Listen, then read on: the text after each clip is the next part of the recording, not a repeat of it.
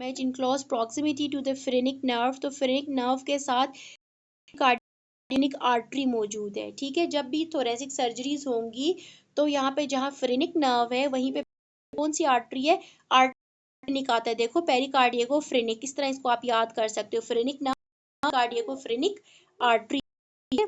The next one is very very important, phrenic nerve की values पूछी हुई है। फ्रेनिक फोर, ठीक है, C4 और एक पहले लगा और एक बाद में C5, याद करने का ये एक आसान तरीका है। Which structure is phrenic nerve may be at the risk during surgery, तो अभी मैंने बताया था फ्रेनिक नर्व के साथ फ्रेनिक आर्टरी है, लेकिन फ्रेनिक आर्टरी का पूरा नाम क्या है, पेरिकार्डियको फ्रेनिक आर्टरी। ठीक है, okay, the next one is root value of the phrenic nerve, major contribution is by C4। ठीक है, C3 C4 C5 तो है फ्रेनिक की, लेकिन मेजर कंट्रीब्यूशन क्या है, फ्रेनिक की 4 है। फ फ्रेनिक नर्व क्या करता है, irritation causes pain to the shoulder tip. ठीक है, ये जो हमारे पास जब भी फ्रेनिक नर्व की इरिटेशन होगी तो पेन रेडिएट करेगा shoulder. Dome of the diaphragm is supplied by phrenic nerve, diaphragm की नर्व अक्सर आपसे पूछी जाती है, CPS इज फ्रेनिक नर्व है। ठीक है, the next is Region of the phrenic nerve at its origin causes loss of sensation in the central part of diaphragm। तो ये जो डायफ्राम है, ठीक है, इसकी नर्व सप्लाई फ्रेनिक नर्व थी, तो अगर फ्रेनिक नर्व की एवर्जन हो जाएगी या डायफ्राम की एवर्जन हो जाएगी तो फ्रेनिक डैमेज हो जाएगी। अगला है मोटर सप्लाई ऑफ डायफ्राम, तो फ्रेनिक नर्व है। Phrenic nerve damage results in respiratory reflex loss, ये आप पल्लू से बांध लो कि फ्रेनिक नर्व जब लॉस्ट हो जाएगी तो रेस्पिरेटरी रिफ्लेक्स लॉस्ट हो जाएगा। क्यों? क्योंकि डायफ्राम को ये सप्लाई कर रही थी, डायफ्राम हमें पैसिव ब्रीदिंग में हेल्प कर रहा है। ब्रीदिंग का जो हमारे पास कौन सा डायफ्राम, मतलब मेन जो है वो डायफ्राम है। ठीक है, तो the next one is phrenic nerve is accompanied by phrenic artery, phrenic कौन सी है, pericardiacophrenic artery. Fibrous and parietal peritoneum is supplied by, तो ये फ्रेनिक नर्व है। क्लियर, इंपॉर्टेंट है और बहुत आसान है। अगला पॉइंट आप आइए 30 की तरफ। ठीक है, अब हम इसकी कर लेते हैं। विच स्ट्रक्चर डैमेज ड्यूरिंग एक्टमी while giving incision at the McBurney's point. अब ये भी बहुत ज्यादा इंपॉर्टेंट है, आप मैकबर्नीज पॉइंट पे अगर इंसिजन देंगे आगे एरो लिखो और आप मेंशन करो कि कौन सा नर्व जो है वो कौन सी नर्व डैमेज उन्होंने मेंशन किया हुआ है, इलियोटिक नर्व है, कौन सी डीप सर्क्यूमफ्लेक्स आर्टरी है। क्लियर, ये जो भी अपेंडेक्टमी करेंगे तो मैकबर्नीज पॉइंट देंगे, हम इंसिजन देंगे और वह कौन सी डैमेज होती है, इलियो हाइपोगैस्ट्रिक है, आर्टरी डीप सर्क्यूमफ्लेक्स आर्टरी है। याद हो गया। One is so nerve and the artery are in option, तो आपने नर्व की तरफ प्रेफरेंस, इलियो हाइपोगैस्ट्रिक नर्व। अगर वो आपसे पूछ ले कौन सा स्ट्रक्चर मोस्ट कॉमनली होता है तो आपने नर्व का बताना है कि ये इलियो हाइपोगैस्ट्रिक नर्व है जो कि डैमेज होती है। ठीक है,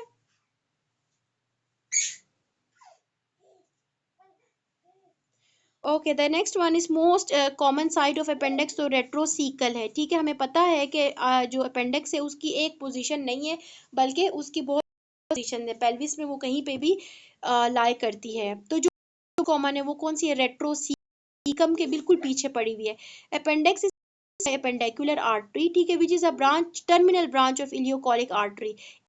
आप अपेंडिक्स आगे एरो इलियोकोलिक आर्टरी की टर्मिनल ब्रांच आर्टरी जो कि अपेंडिक्स को सप्लाई करती है। ठीक है, okay, the next one is a patient with pain in abdomen and diagnosed as appendicitis. During examination patient complains of pain while flexion of the hip and the medial rotation, most likely the appendix in the pelvis। ठीक है, जब भी appendix pelvis में लाई करेगी तो क्या होगा, pain while flexion and medial rotation of hip joint. ठीक है, पेल्विस में होगी तो ये हमारे पास क्या होगा, पेन होगा इसको।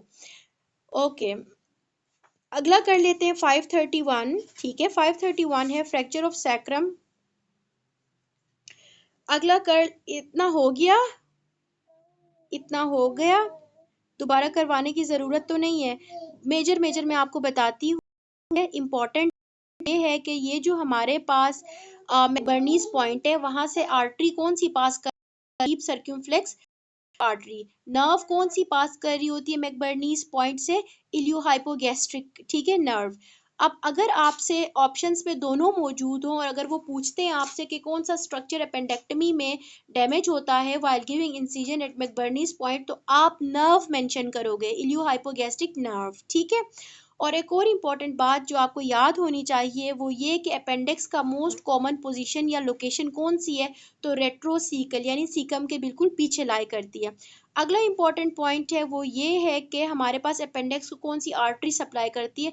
तो अपेंडिक्स को अपेंडिकुलर आर्टरी ही सप्लाई करती है, और वो ब्रांच है हमारे पास एक आर्टरिनल ब्रांच है, ठीक है। हमारे पास एक क्लिनिकल सिनेरियो है, तो अपेंडिक्स पेल्विस में लाई करती है और पेशेंट को अपेंडिक्स हो जाता है। Flexion of hip joint, medial rotation जब भी करेंगे तो क्या होगा? पेशेंट को पेन होना शुरू हो जाएगा। कब? जबकि पेल्विक अपेंडिसाइटिस होगी तब, ठीक है। आगे आ जाए, अब हमने रिकेप कर, हम कर लेते हैं 531। Fracture of sacrum in cavity tear, तो ठीक है, जो हमारे सैक्रम है, सैक्रम के बिल्कुल रेक्टम मौजूद है, तो अगर सैक्री और इस ट्रॉमा हो जाएगा तो कॉमनली अफेक्टेड स्ट्रक्चर कौन सा हो जाएगा? ठीक है, finding child from spinning him and child feels pain, sit down, left hand off on the semi right position, left elbow तो proximal radio ulnar joint। अच्छा, ये तो अपर लिम्ब का है, मैं भी कहूँ कि कोई बन रही, क्या पूछ रहे हैं? अपर लिम्ब से इन्होंने एक सवाल दिया, तो इसको गौर से देखें। तो है कि अगर बच्चों को जिस तरह हम करते हैं, हाथ से पकड़ के हमने उसको ऐसे ऐसे स्पिन कर लिया, ठीक है, तो क्या एक तो बात खुश हुआ होगा। अब बात हुआ है कि वो अपना प्रोन पोजीशन बैठ गया, रोने लगा, ये जो है प्रॉक्सिमल जो है वो है, जो कि जॉइंट है, तो this is a wrong preference. अच्छा, अगला है fracture clavicle and muscle involve is deltoid. Action of नहीं कर सकते जो है मोस्ट कॉम्प्लिकेटेड है। ऑफ सब ये जो हमारे पास सिपिट है, यहाँ पे अगर हो जाएगा तो वहां पे हमारी आर्टरी वर्टिब्रल डैमेज हो जाएगी। Road traffic with fracture of the pelvis and right femur with open fractures of left tibia और blood pressure 60-40 है। और जो फर्स्ट स्टेप मैनेजमेंट है वो ये कि हमने पेशेंट को आईवी फ्लूइड्स देने हैं, ठीक है, आईवी फ्लूइड्स देंगे। The next one is 45 years old female with fracture of femur presented with limb swelling. The next pathology is deep vein thrombosis, ठीक है, DVT हो जाएगा जिसकी वजह से ये लिम्ब की स्वेलिंग है। Posterior superior dislocation of the hip joint, which bone is damaged, तो it is ilium and ischium, जिसकी वजह से and superior dislocation of hip joint है। Fracture pressure 70, step management is IV fracture of pelvic outlet, what will not be damaged, तो acetabulum, ठीक है, acetabulum तो pelvic outlet की बाउंड्री में ही नहीं आता, ठीक है, तो जो है वो स्पेयर्ड हो जाएगा। और ये जो हमारे पास पेल्विक आउटलेट है पेल्विक की कैविटी और बाउंड्रीज गायनी वालों के लिए इंपॉर्टेंट है, तो जब हम पढ़ेंगे एनाटमी गायनी ऑप्स में मैं पढ़ाऊंगी तो फिर ये चीज़ भी मैं आपको बताऊंगी, ठीक है, कि आउटलेट कौन सी बाउंड्रीज चीज़ें आउटलेट की बाउंड्रीज बनाती है, तो आपको पता चलेगा एसेटेबुलम तो बाहर है, वो उस बाउंड्री में आता ही नहीं है, ठीक है। The next one is child had fracture of the fracture for which cast was applied. After some time it was removed and muscle mass reduce हुआ होता है। क्यों? क्योंकि disuse atrophy हो जाती है। मसल्स अगर यूज नहीं करेंगे तो क्या होगा? disuse atrophy हो जाएगी, ठीक है।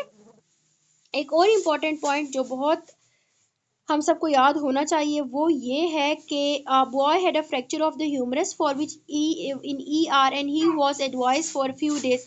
After removal of the cast, muscles were atrophied due to decreased actin and myosin protein synthesis, ठीक है, कोई स्टिमुलस ही नहीं गया फॉर द प्रोडक्शन और synthesis of actin and myosin, तो क्या हुआ है, हमारे पास एट्रॉफी हो गई है। तो हमारे सी आया है कि ये हमारा लास्ट पॉइंट है और फिर हम लोग जो है इसको आगे कंटिन्यू करेंगे, ठीक है। Is that enough?